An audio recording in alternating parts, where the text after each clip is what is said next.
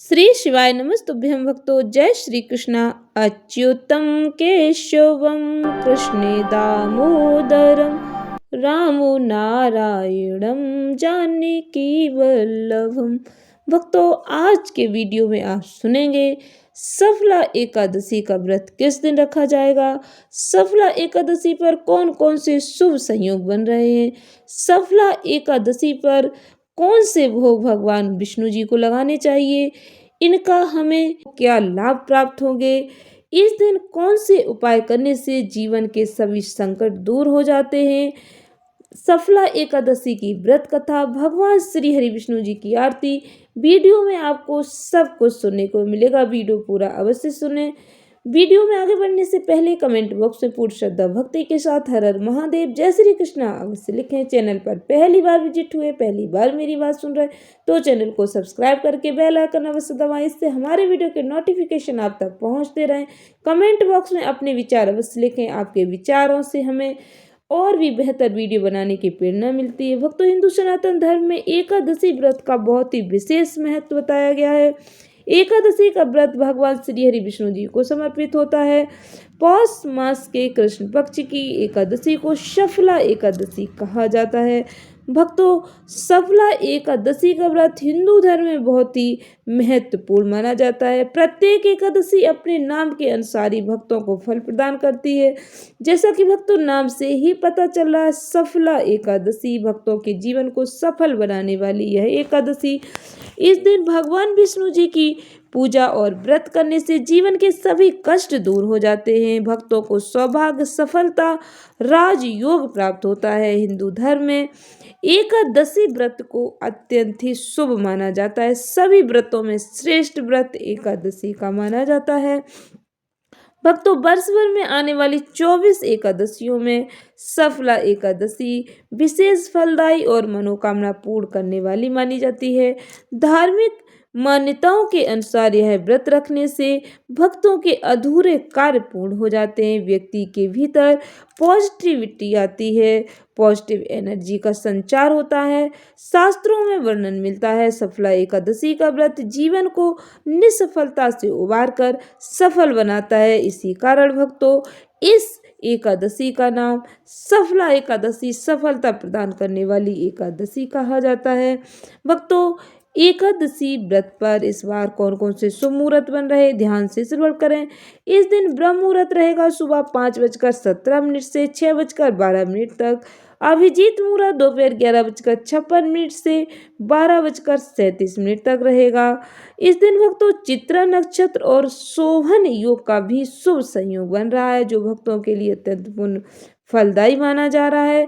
भक्तों, सफला एकादशी के दिन चित्रा नक्षत्र, शोभन योग का शुभ संयोग व्रत पूजन के लिए अक्षय पुण्यकारी माना गया है। सफला एकादशी व्रत की पूजा का शुभ मुहूर्त, व्रत किस दिन रखना है, पारण कब करना है, ध्यान से श्रवण करें।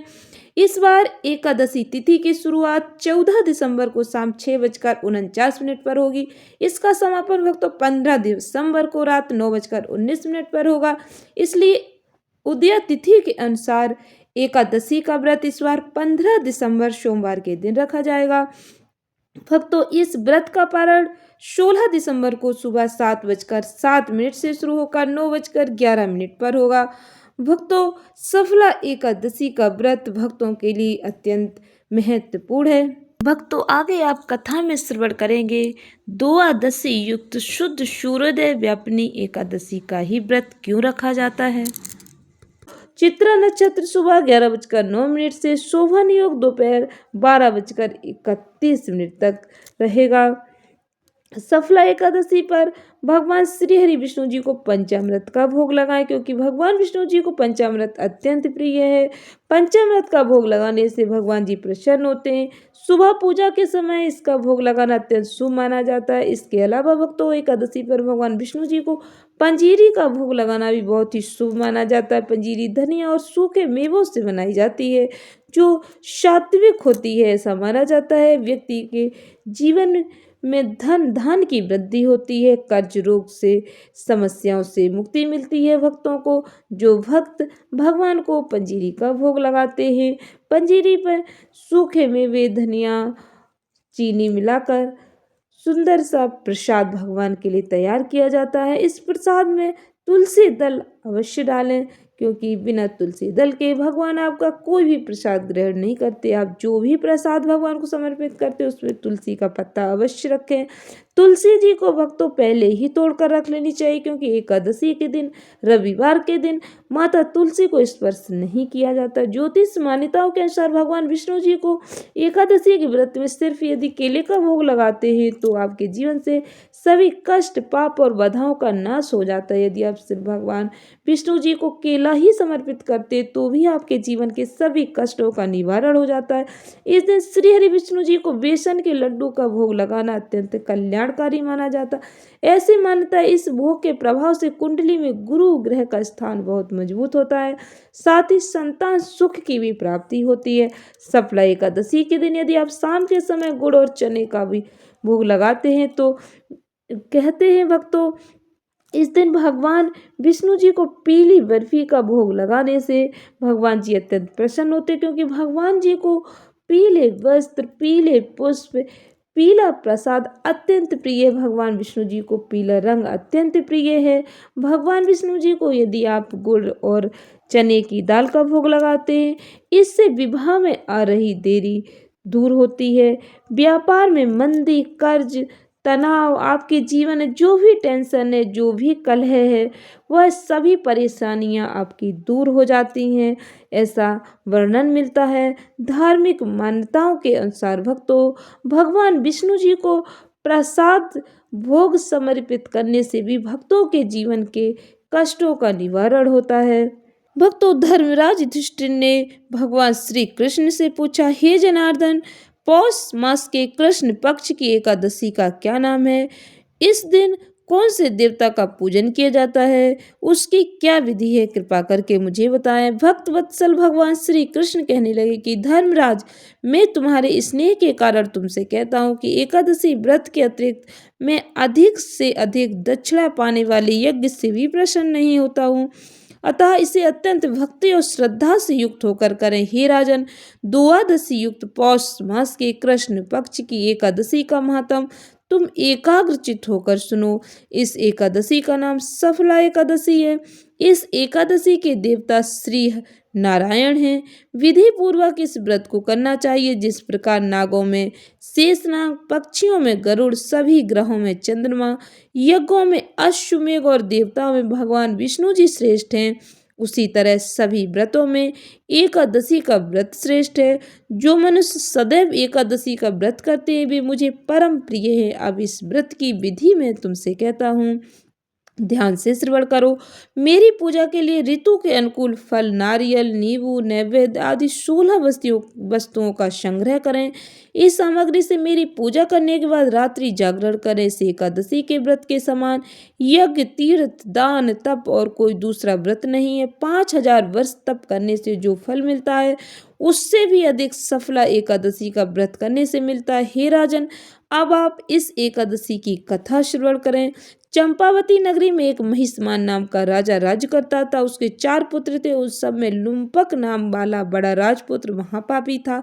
वह पापी सदा पर स्त्री और वेश्यागमन तथा दूसरे बुरे कामों में अपने पिता का धन नष्ट किया करता था। सदैव ही देवता, ब्राह्मण, वैष्णवों की निंदा किया करता था। जब राजा को अपने बड़े पुत्र के ऐसे कुकर्मों का पता चला तो उन्होंने उसे अपने राज से निकाल दिया। तब वह विचारने लगा कि कहाँ जाऊं, क्या करूं। अंत में उसने चोरी करने का निश्चय किया। दिन में वह वन में रहता और रात्रि को अपने पिता की नगरी में चोरी करता था। प्रजा को तंग करने और उन्हें मारने का कुकर्म करता। कुछ समय पश्चात सारी नगरी भयभीत हो गई। वह वन में रहकर पशु आदि को मारकर खाने लगा। नागरिक और राज्य के कर्मचारी उसे पकड़ लेते, किंतु राजा के भय से छोड़ देते। वन के एक अति प्राचीन विशाल पीपल का वृक्ष था। लोग उसकी भगवान के समान पूजा करते थे। उसी वृक्ष के नीचे वह महापापी लुम्पक रहा करता था।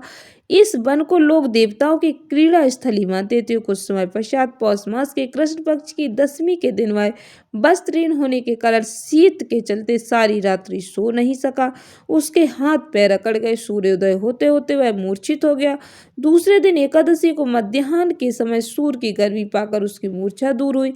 गिरता पड़ता वह भोजन की तलाश में निकला। पशुओं को मारने में वह समर्थ नहीं था, अतः पेड़ों के नीचे गिरे हुए फल उठाकर वापस उसी पीपल वृक्ष के नीचे आ गया।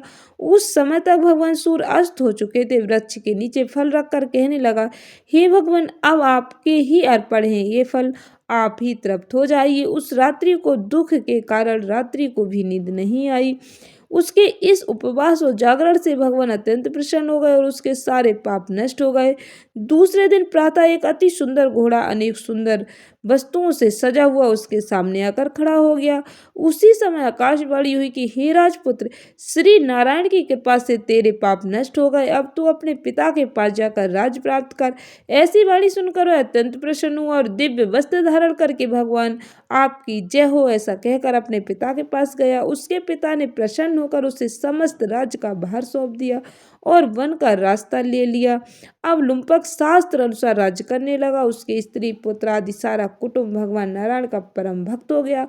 वृद्ध होने पर वह भी अपने पुत्र को राज्य का भार सौंपकर वन में तपस्या करने चला गया और अंत समय में वैकुंठ धाम उसे प्राप्त हुआ। अतः जो मनुष्य इस परम पवित्र सफला एकादशी का व्रत करते हैं उसे अंत में मुक्ति मिलती है। जो नहीं करते वे पूंछ और सींगों से रहित पशुओं के समान है। इस सफला एकादशी के महात्म को पढ़ने से और सुनने से मनुष्य को अश्वमेध यज्ञ का फल प्राप्त होता है।